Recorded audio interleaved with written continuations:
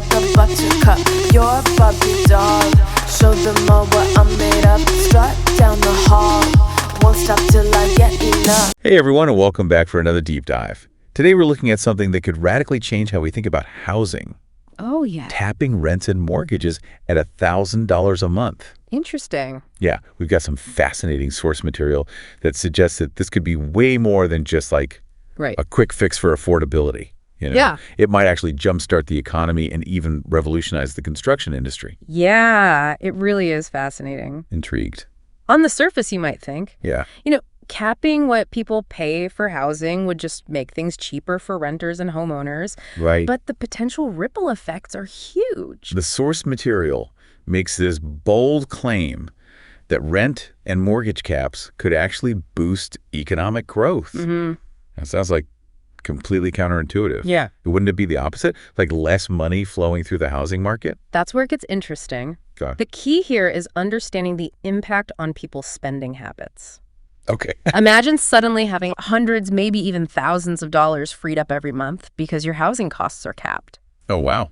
What are you going to do with that extra cash? Well, if it were me, I'd probably finally treat myself to that fancy espresso machine I've been eyeing. But seriously, I see where you're going with this. More money in people's pockets means more spending power. Exactly. That extra money goes right back into the local economy. Mm-hmm. People are spending more at local businesses. They're eating out more. They're buying new clothes. Yeah. Maybe even investing some of it. Right. All of that fuels economic activity. Yeah. And creates jobs. Right. Which in turn creates more spending and so on. It's like a chain reaction of economic goodness. Yeah. All sparked by making housing more affordable. Yeah. But the source material also mentions some less obvious benefits. Okay. Like a potential decrease in homelessness. Interesting. How does that fit into the economic growth picture? That's a great question, and it highlights how interconnected social and economic well-being really are. When people have stable, affordable housing, they're less likely to experience health problems or fall behind in their education. Right. It creates this ripple effect of positive outcomes. So a healthier, better educated population is ultimately good for the economy as a whole. Exactly. It's like a long-term investment in people's potential, not just a short-term handout. Yeah. But here's where it gets really interesting for me, the impact on the construction industry. Okay. You'd think capping rents and mortgages would be bad news for construction companies, right? Yeah, you would think. Less profit to be made, fewer luxury high-rises going up. Right, less luxury. But the source actually suggests the opposite. What? It argues that this policy could actually benefit construction companies by forcing them to innovate. Interesting. Think about it in a world where rents and mortgages are capped. Yeah. Those super expensive luxury developments suddenly become much less profitable. Okay. Developers would need to find new ways to build affordably while still making a profit. So instead of just building bigger and fancier, the focus shifts to building smarter and more efficiently. Exactly. That's actually pretty cool. And this is where we see the potential for a real revolution in the construction industry. Right. The source specifically mentions modular homes and prefabrication as technologies that could become much more attractive under this policy. I've heard those terms before, but honestly, I don't really know much about them. Can you unpack that a little for us? Sure. What exactly are modular homes and prefabrication, and why would they suddenly become so important? Imagine building a house like you would assemble a piece of furniture from IKEA. Oh, okay. That's essentially what modular construction is all about. Got it. Instead of building everything on site from the foundation to the roof, Right.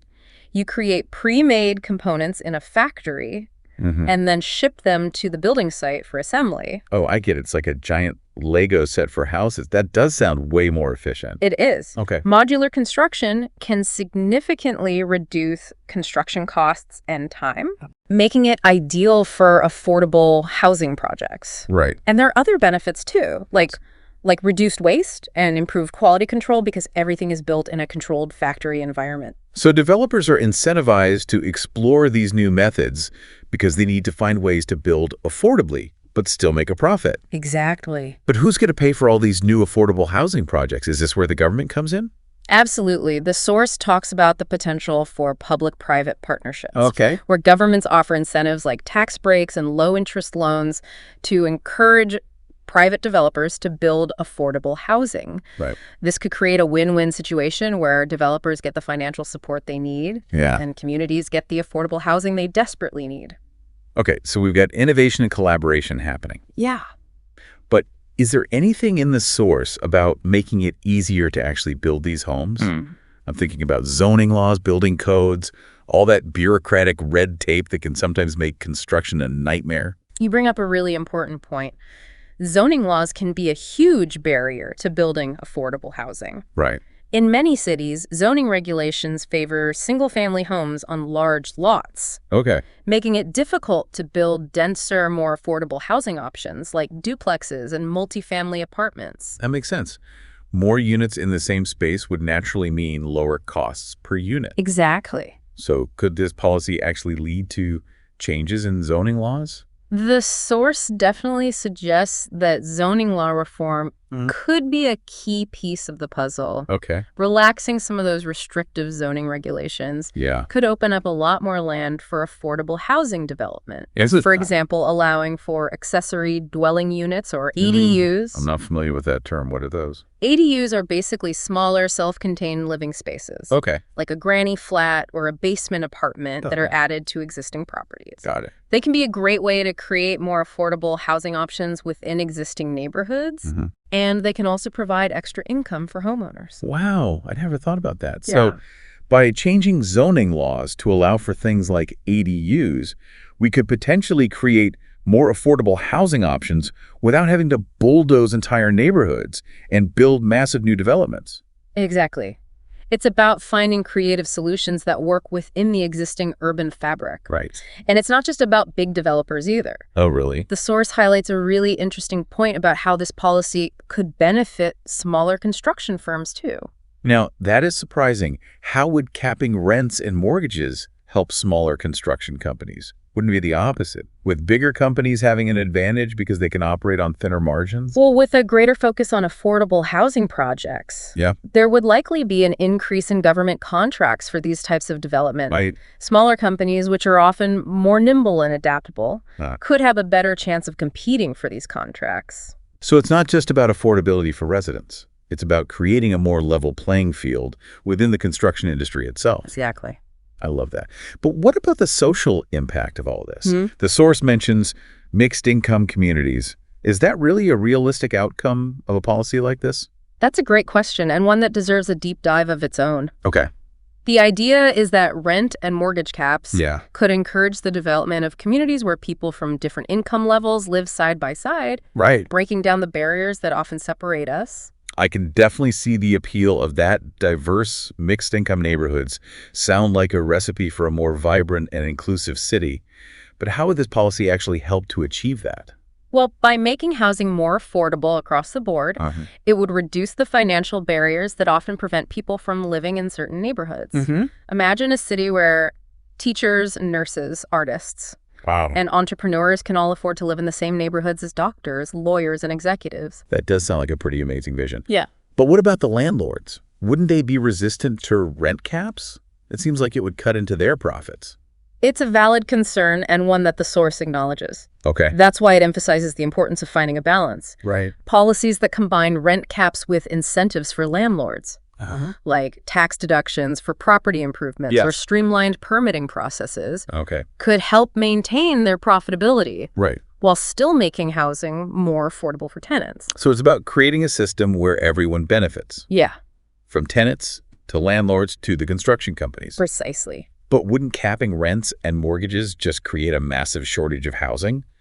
If it's less profitable to build, wouldn't developers just stop building altogether? Wouldn't that be a disaster?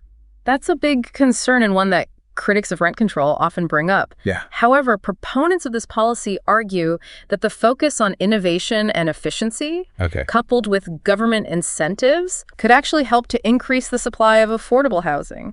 So instead of relying on market forces to solve the housing crisis, this policy would take a more proactive approach, using a combination of regulations and incentives to shape the housing market in a way that benefits everyone. Exactly. It's about challenging the assumption that the free market always leads to the best outcomes. Right. Especially when it comes to something as essential as housing. This is all incredibly fascinating.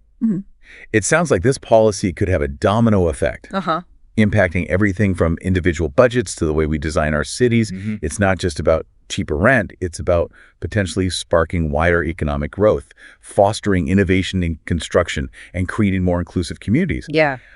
But I do wonder about the potential downsides and long-term implications of such a policy. There must be some challenges and unintended consequences to consider, right? You're absolutely right. No policy is without its challenges. Right. And the source acknowledges that there are potential downsides to rent and mortgage caps. One of the biggest concerns is the risk of unintended consequences. That's a good point. I guess anytime you try to intervene in a complex system like the housing market, there's always a chance things won't go exactly as planned. Exactly. What kind of unintended consequences are we talking about here? Well, one concern is that if rent caps are set too low, Yeah. it could discourage landlords from maintaining their properties. Oh, right. Or even lead to a decrease in the overall supply of rental units. Oh, wow. If landlords aren't making enough profit to cover their expenses, Yeah. they might neglect repairs or even sell their properties, Right. which could worsen the housing shortage. That makes sense. It's about finding that sweet spot. A cap that's low enough to make housing affordable, but not so low that it disincentivizes landlords or stifles development. Exactly. And that's where careful policy design and implementation are crucial. Right. It's not just about setting a cap and calling it a day. Yeah. It's about creating a comprehensive system Right. that addresses all the potential challenges and ensures that the policy achieves its intended goals. So it sounds like there's a lot more to consider here than just setting a price ceiling. It's about understanding the complex interplay of market forces, human behavior, and political realities. Absolutely. And it's important to remember that there's no one-size-fits-all solution. Right. What works in one city might not work in another. The local context, the housing market, conditions of the political climate. Yeah.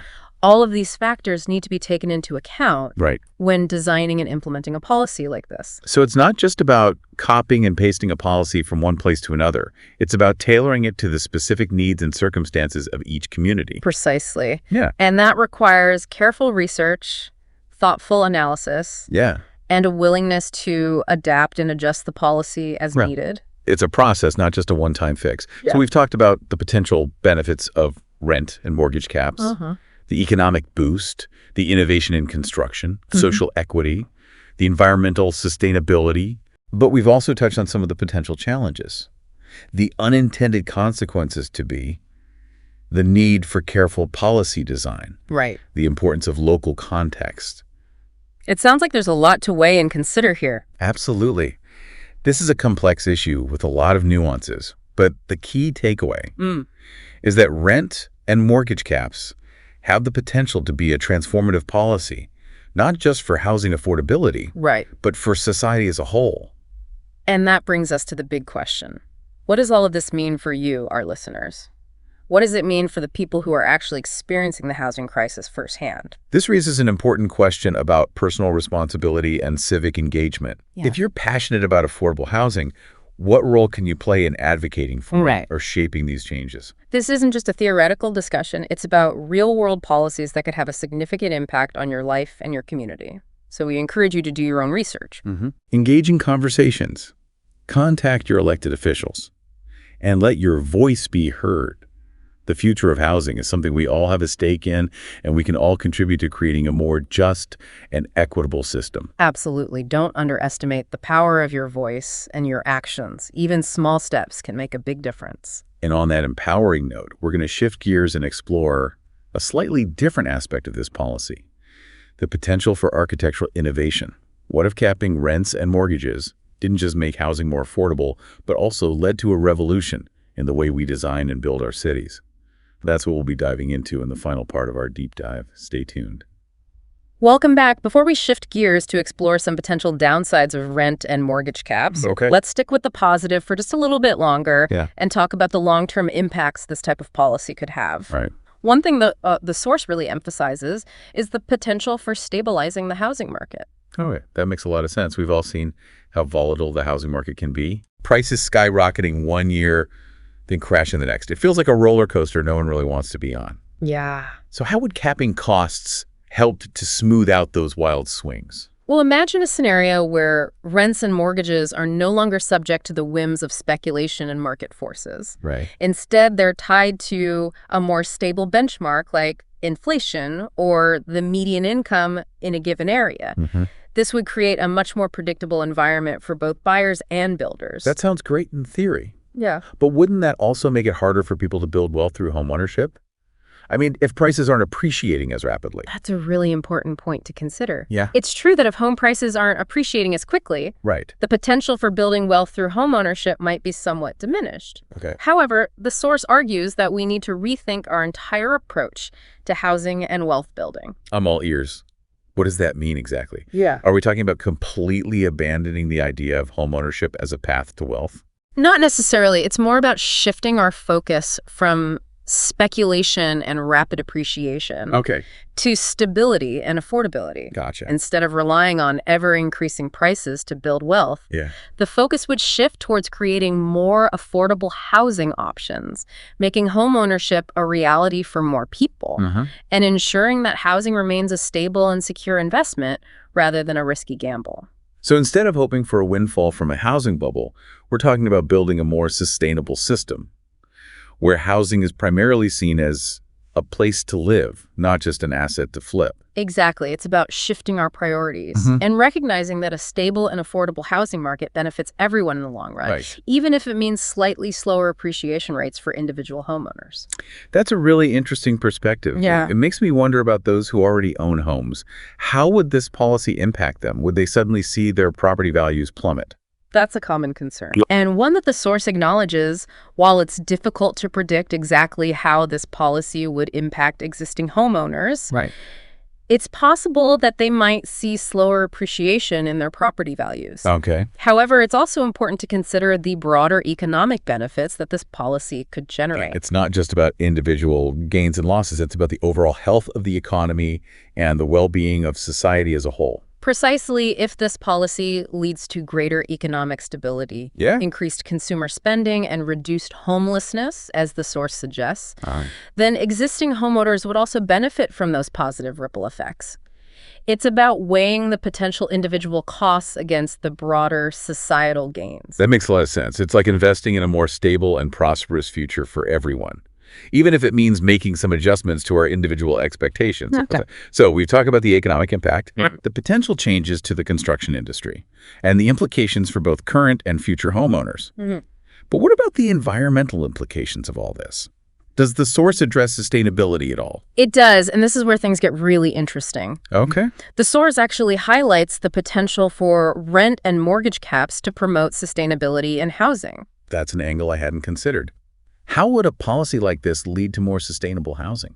Well, think about the incentives it would create when developers are incentivized to build more affordable housing.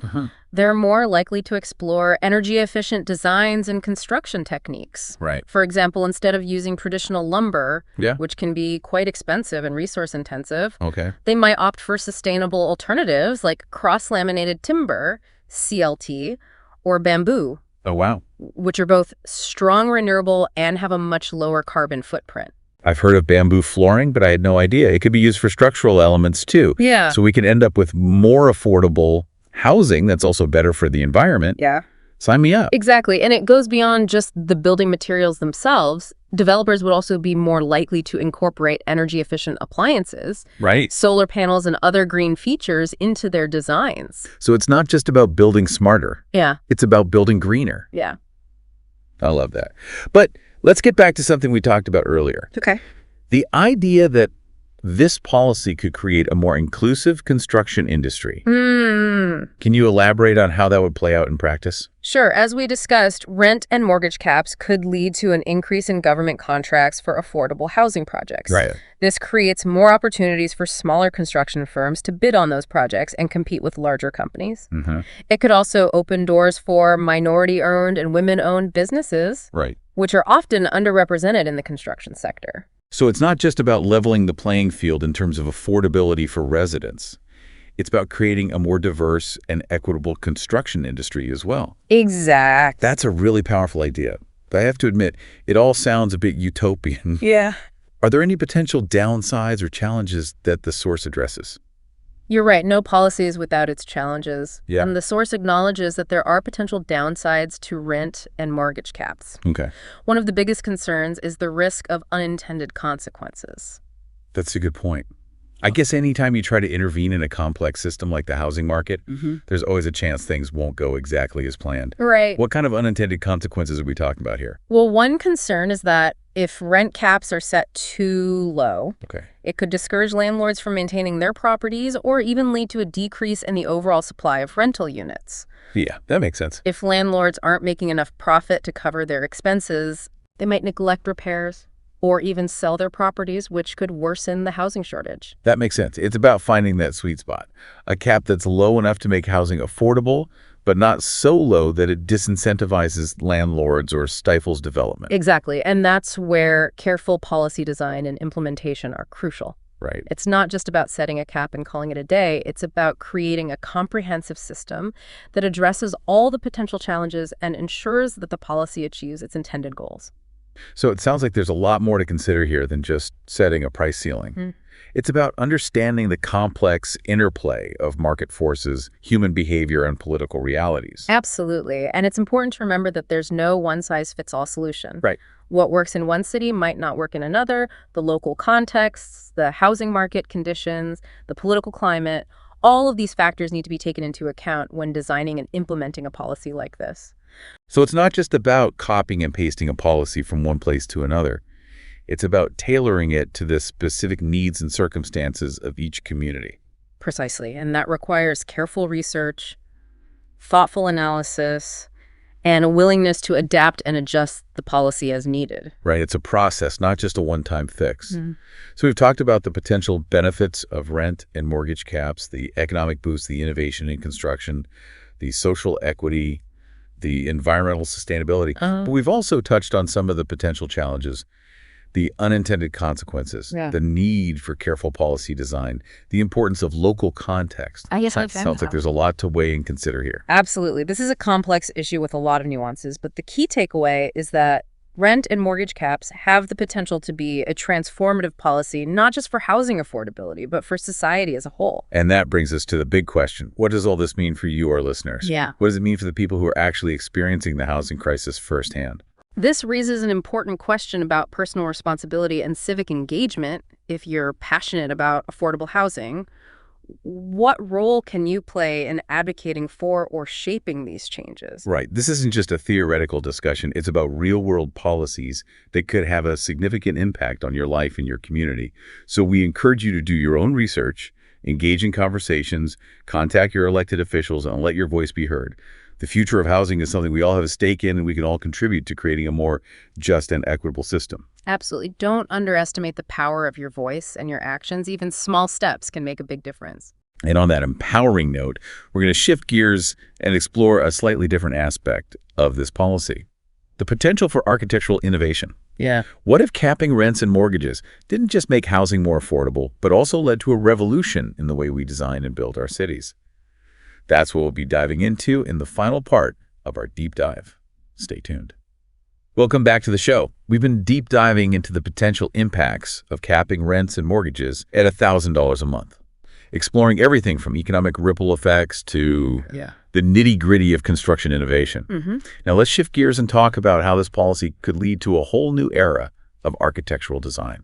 It's fascinating to consider, isn't it? Yeah. We often think about affordable housing as being purely functional. Right. But what if this policy actually sparked a wave of creativity and innovation in architectural design? That's what I'm excited to unpack. The source material hints at this idea, suggesting that a cap on rents and mortgages could push architects and developers to rethink conventional approaches to housing design. Right. What are some of the specific ways this could play out? Well, imagine a world where affordable housing projects are no longer seen as a separate category, but as a driving force behind architectural innovation and technological advancements.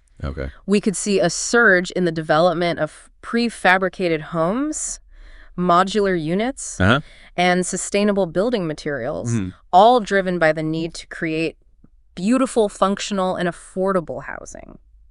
I love that idea that affordability could actually become a catalyst for design excellence.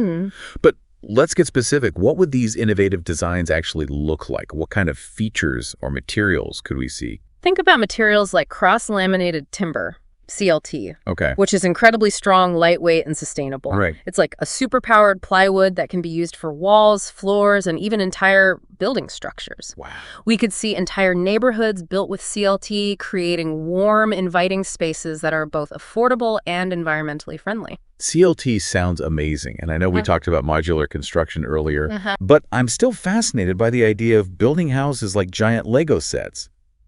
Could you paint a picture of what a modular neighborhood might look like? Absolutely. Imagine rows of sleek, modern homes, Okay. each one unique, but connected by a common design language. Yeah. These homes could be prefabricated in a factory, then shipped to the site and assembled in a matter of days, Bro. significantly reducing construction time and waste. Right. And because modular construction allows for a high degree of customization, Yeah. each home could be tailored to the specific needs and preferences of its residents. So instead of cookie-cutter apartment blocks, we could have vibrant communities filled with diverse and personalized homes, Exactly. all built affordably and efficiently. That's a pretty compelling vision. But what about the spaces between the buildings? How could this policy impact the design of public spaces and community amenities? That's a great question. With a focus on density and affordability, Yeah. we could see a resurgence of shared community spaces. Like what? Courtyards, gardens, rooftop terraces, where residents can connect with each other and build a sense of belonging. Right. These spaces could be designed to foster interaction and create a sense of shared ownership, transforming affordable housing developments into thriving social hubs. It sounds like this policy could not only change the way we design and build homes, but also reshape the very fabric of our communities. Yeah. It's about creating spaces that foster connection, creativity, and a sense of shared purpose. But I'm also curious about the potential downsides. Are there any risks associated with pushing for such radical innovation in affordable housing design? There are always risks associated with innovation, Yeah. especially when it comes to something as essential as housing. Right. One potential concern is that in the pursuit of novelty and affordability, we might sacrifice quality or durability. Oh. It's crucial to ensure that these new designs and materials are thoroughly tested and meet rigorous safety standards. That's a really important point. We don't want to create affordable housing that ends up being unsafe or falls apart after a few years.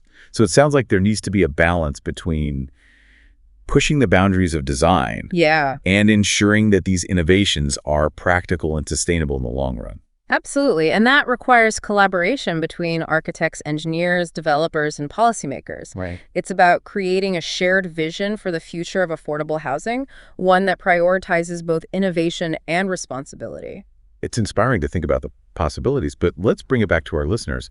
What does all of this mean for the people who are actually living in these communities? Yeah. How could this policy impact their lives beyond just making housing more affordable? Imagine living in a community where your home is not only affordable, Right. but also beautifully designed, energy efficient, and surrounded by vibrant public spaces. Yeah. Imagine a community where you feel a sense of pride and belonging, where you can connect with your neighbors and contribute to the well-being of your community. That's the potential of this policy. It's about more than just putting a roof over people's heads. It's about creating spaces that nurture human connection, creativity, and well-being. Exactly. It's about recognizing that everyone deserves to live in a dignified and inspiring environment, regardless of their income level. That's a powerful message. So as we wrap up our deep dive into the world of rent and mortgage caps, I want to leave our listeners with one final thought. If this policy were implemented in your city, what kind of architectural and technological advancements would you like to see?